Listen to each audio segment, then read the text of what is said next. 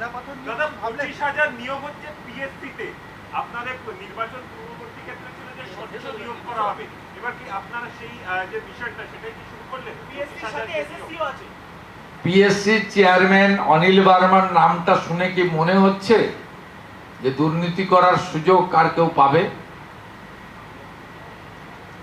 SSC কে রাজনীতি মুক্তকরণ করে দূষণ নারিয়ালাকে চেয়ারম্যান করার মধ্য দিয়ে কি বার্তা আমরা দিয়েছি?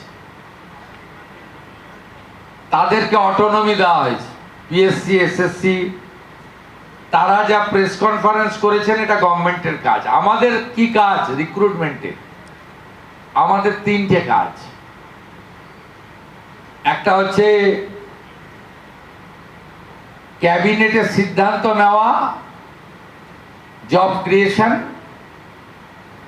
অনুমোদন দেওয়া ক্যাবিনেট থেকে, আর অর্থ দপ্তরের মঞ্জুরি।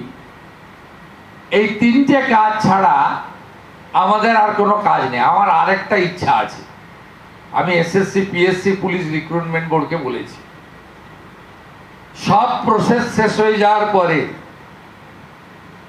আমাকে এবং মন্ত্রী বিধায়কদের ডাকবেন, আমরা একটু এমপ্লয়মেন্ট লেটারগুলো তুলে দিতে চাই আপনাদের সামনে।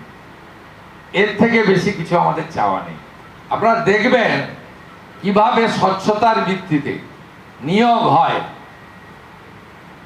এখানে সব প্রাইমারি স্কুলে দেখবেন সিপিএম তার ক্যাডার ঢুকিয়েছে, সিপিএম এর আমলে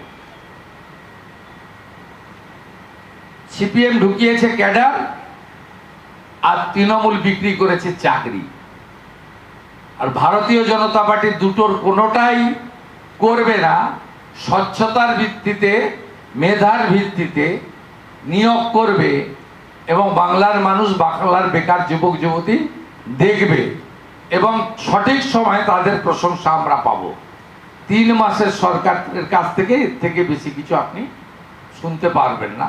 আমাদের টাইম দিন, আমরা উইল ডু।